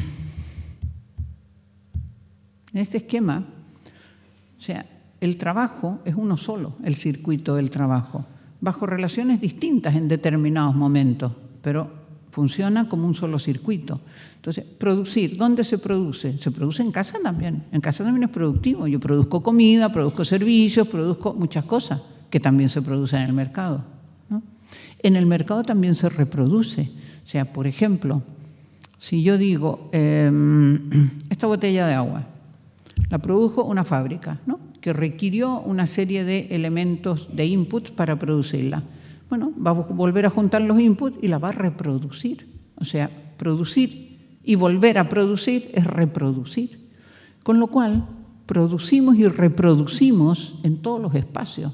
Entonces, el circuito es producir y reproducir bienes, servicios, personas, etcétera, en determinados momentos con unas relaciones, en determinados momentos con otras, ¿no? Pero en economía, por ejemplo, hay toda una línea de la economía que se llaman los sistemas reproductivos, que no cuentan el trabajo doméstico, pero sí cuentan, por ejemplo, todo lo que se requiere para que el sistema siga funcionando. O sea, imaginémonos, por poner el caso extremo, se acaba el petróleo. Bueno, pues se cortan muchas líneas de reproducción. Dejo de producir y de reproducir, ¿no? Entonces, yo creo que volvemos a una dicotomía donde le damos valor a una cosa y no a la otra. Yo prefiero hablar de que somos un sistema de producción-reproducción. Y además, si me apuras un poco, te diré que los ecologistas no quieren hablar de producción, porque dicen que de producir bienes no producimos ninguno. Todo lo que estamos mirando viene de la naturaleza, ¿no? Las fibras de las plantas, la madera de los árboles, los plásticos del petróleo, etc. Todo viene de la naturaleza y lo único que hacemos es transformarla. Y en esa transformación la destruimos, con lo cual de producir no producimos nada. Entonces, yo prefiero hablar directamente de trabajo doméstico y de cuidados, ¿no? Hemos cambiado muchas veces el nombre. Empezamos trabajo doméstico, trabajo familiar doméstico, trabajo de cuidados, trabajo reproductivo. Cuando una cosa le vamos buscando tantos nombres, normalmente es porque aún no hemos encontrado uno que nos permita dar la magnitud del fenómeno, ¿no? Y como hemos ido, a medida que vamos investigando, vamos buscando más complejidad del fenómeno, entonces, bueno, hemos ido cambiando nombre. Pero a mí, personalmente, lo de productivo-reproductivo, creo que reproducimos una dicotomía que no favorece el feminismo. Y lo otro, no entendí bien tu comentario. Entiendo, no sé si era eso, que es verdad que las constituciones de Bolivia y Ecuador, ¿no?, recuperan esto de las poblaciones indígenas del buen vivir, ¿no? Yo creo que ahí hay algunas pautas, ¿no? Pero yo creo que todo lo que significa vida digna, buen vivir o como queramos llamarle, no es una definición. Yo creo que es un proceso que a lo mejor no sé si tiene fin, ¿no? Un proceso en el cual tendríamos que ponernos de acuerdo en algunos principios básicos. Y a partir de ahí, claro, ¿cómo se llega a esa vida digna? Seguramente se puede llegar de maneras distintas y en cada lugar del planeta se podría hacer de una manera distinta, ¿no? Es decir, por ejemplo, no sé, ahora me lo invento así rápido, hay que cubrir las necesidades de las personas, ¿no? Pero bueno, la necesidad de abrigo no será lo mismo en Centroamérica que en el Polo Norte, ¿no? Entonces, bueno, cada lugar tendrá sus características. Lo que sí creo que nos tenemos que poner de acuerdo en unos principios fundamentales. ¿Qué significaría para que toda la gente, básicamente, tenga qué tiene que tener cubierto y qué elementos tendríamos que jugar, ¿no?, como elementos necesarios para una vida digna? Por ejemplo, todos los estudiosos, filósofos, economistas que han trabajado con el tema de las necesidades suelen nombrar, pues, la alimentación, la vivienda, la educación, la sanidad, ¿no? Y a partir de ahí empiezan las diferencias, donde algunos pues nombran la autonomía, la libertad, es decir, que no necesariamente son cosas las que nos dan una vida decente, ¿no? Autonomía, libertad, etcétera. Ninguno, salvo una mujer, ninguno de ellos nombra el cuidado. Claro, nosotros lo ponemos en primer lugar. Si no cuidas al bebé cuando nació, pues ya se te murió, ¿no? Entonces, la necesidad de cuidados de las personas y cómo resolverlo lo ponemos como un elemento esencial. Entonces, yo creo que todos los debates van en cuáles van a ser estos principios básicos, ¿no?, para ir haciendo este proceso. Y yo creo que en la Constitución de Ecuador está como proceso, no está como una definición, ¿no?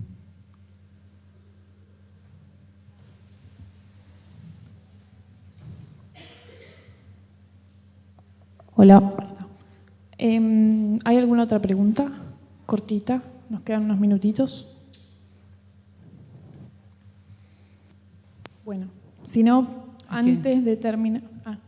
¿Quién más? ¿Acá? Sí, una salvedad.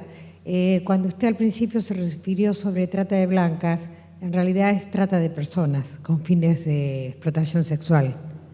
Trata de blancas fue a principios del siglo XX, en la cual venían las mujeres blancas polacas a prostituirse.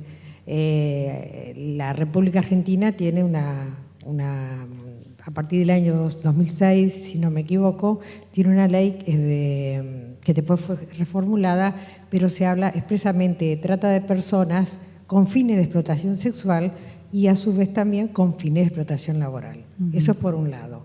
Por el otro lado, Carol Paterman me parece una persona que realmente es maravillosa en el sentido que vive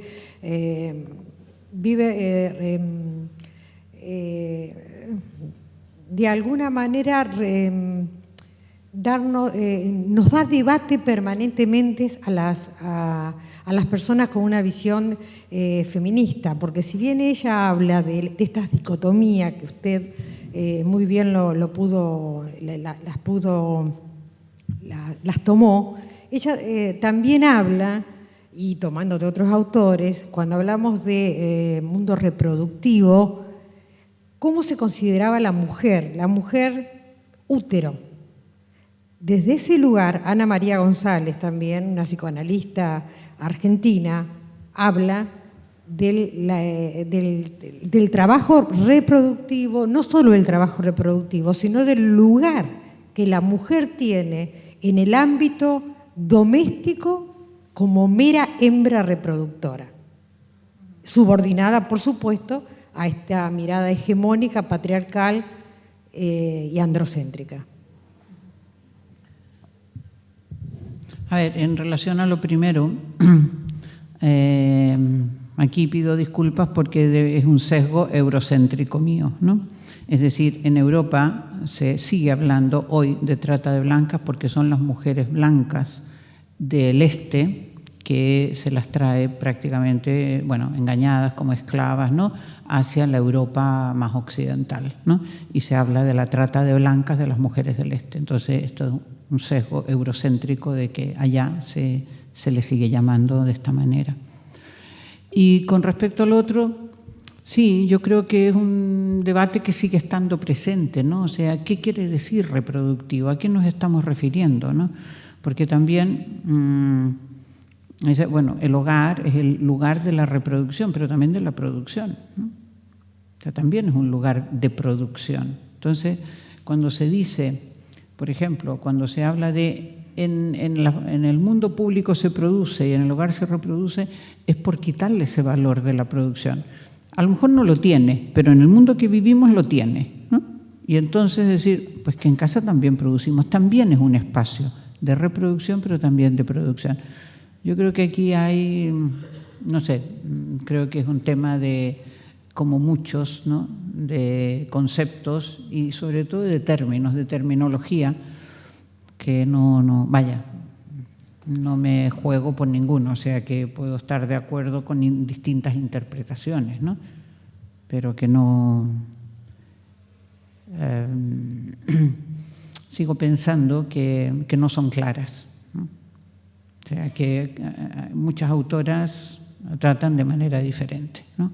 Lo que es el espacio reproductivo o lo que significa la reproducción se refieren a elementos o más pequeños, ¿no?, solamente la reproducción biológica, o reproducción biológica más educación más, o, ¿no? Y entonces, digamos, las fronteras no son claras a qué llamamos reproducción, ¿no?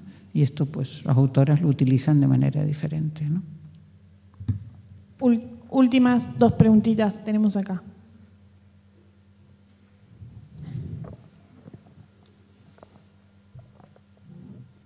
Es una consulta, a ver qué es lo que opina la economía feminista de esto. ¿Qué análisis se podría hacer desde la economía feminista de fenómenos sociales que están ubicados claramente en la intersección entre capitalismo y patriarcado, como son, por ejemplo, la prostitución? ¿Qué se podría decir?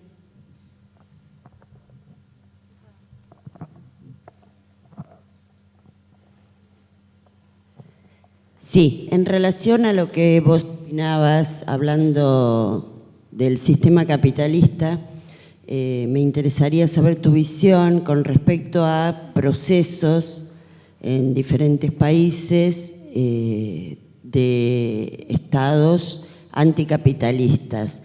A ver si en esos estados ha habido algún acercamiento a tu visión sobre la economía feminista. Perdona, ¿a qué estados te refieres? Por ejemplo, ¿a qué estados te refieres? Cuba. Vale.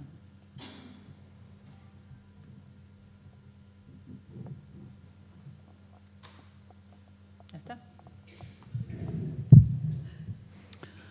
Una última. Esta sí es la última, ¿eh? Bueno, pido disculpas entonces. No, más que nada quizás para quienes no venimos del campo de la economía, pero sí nos interesa esta temática y queremos realmente profundizar y que no quede en una charla simplemente, saber si nos podrías recomendar alguna autora o algún autor que sea, digamos, accesible para un público más o menos general, para poder seguir investigando, para poder seguir aprendiendo. Gracias. A ver, con respecto a la prostitución, bueno, yo diría desde el feminismo más bien, ¿no? Porque la economía feminista puede tener una parte dentro de la economía, pero como bien supongo que sabes, el tema de la prostitución dentro del feminismo hay distintas posiciones, ¿no? Es decir, no hay una sola línea. Claramente, yo diría, hay dos extremas, ¿no?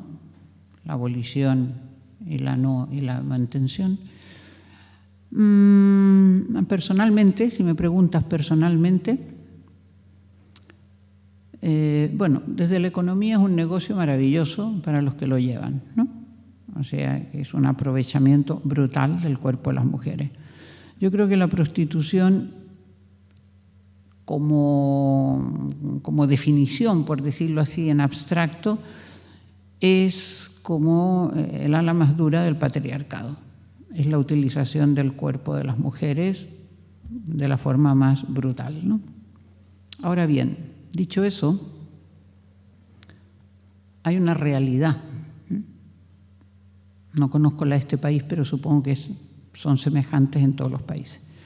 Y entonces, en esa realidad hay muchas mujeres, bueno, algunas mujeres que conozco, antropólogas, que han estudiado mucho el tema de la prostitución, y entonces, así dicho rápido, una de las conclusiones es que muchas mujeres se prostituyen por no delinquir de otra manera.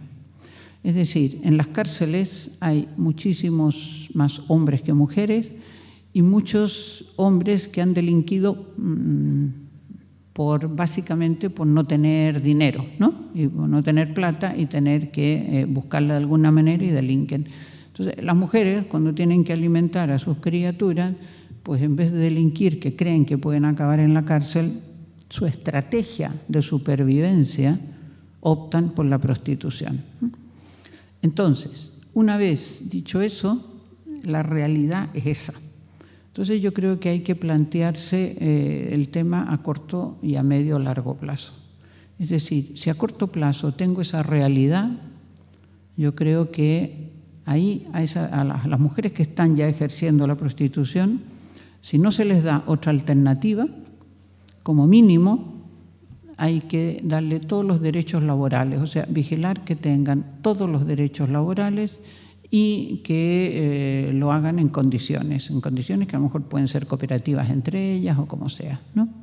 Es decir, que tengan todas las posibilidades y ventajas para no correr riesgos de ningún tipo y con todos los derechos laborales que tiene cualquier trabajador.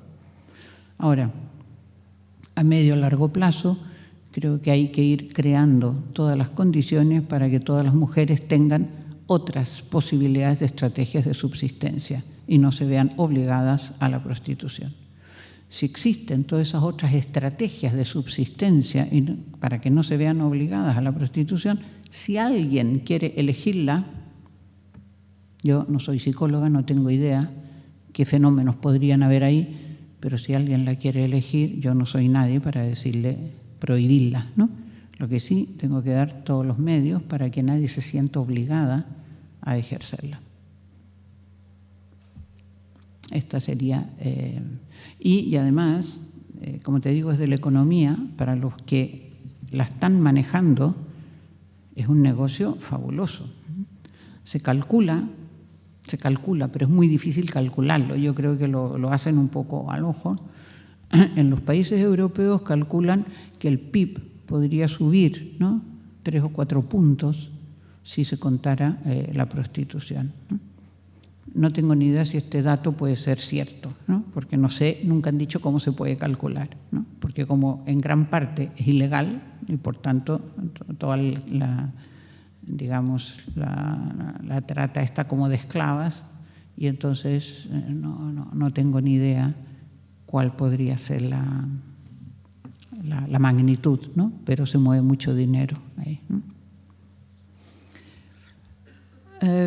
Con respecto a lo de los estados, yo creo que en estos estados que han intentado, ¿no?, dejar de ser capitalistas, que tendríamos que analizar hasta dónde se puede dejar de ser capitalista en un mundo tan capitalista, que esto es un conflicto, pero no han eliminado las relaciones patriarcales, ¿no? Y entonces una cosa son los derechos legales y otra es la realidad.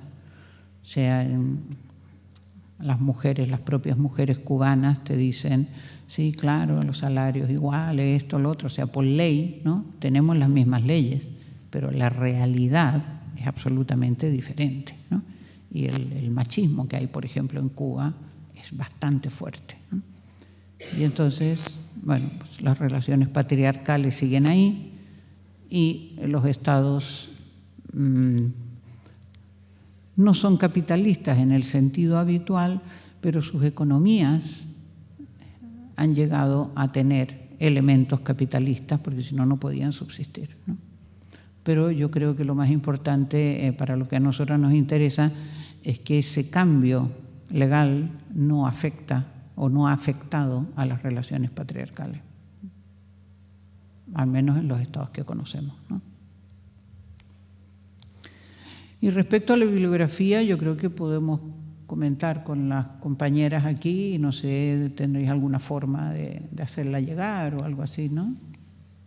Sí, pueden, ahora tenemos recientemente creado el grupo Facebook del Espacio Economía Feminista, allí pueden, vamos a ir subiendo cosas, pero bueno, más allá de eso tenemos a Cristina y a Corina Rodríguez Enríquez, que está justo ahí delante tuyo. Ella es una de las principales autoras de textos referidos a economía feminista acá en Argentina, Valeria Esquivel, ¿sí? Y bueno, pero digamos, a partir de allí y de la propia Cristina, Silvia Federici, ¿sí? O Corina, ¿querés mencionar a alguien más?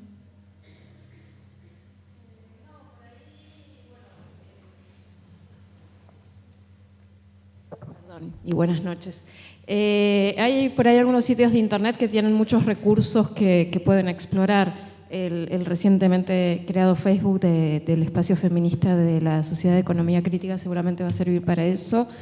Hay un sitio que es el del GEMLAC, que es el Grupo de Macroeconomía y Género de América Latina, que la sigla es así, GEMLAC.org,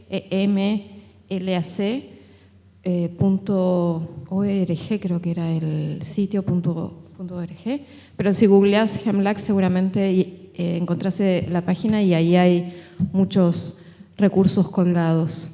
Se me ocurre que eso puede ser una buena vía de entrada y seguramente Cristina y yo les podemos mandar algunas referencias y a través del sitio del espacio se pueden difundir. Bueno, finalizamos. Entonces damos por terminada la cátedra de hoy. Le agradecemos mucho a Cristina, a Corina.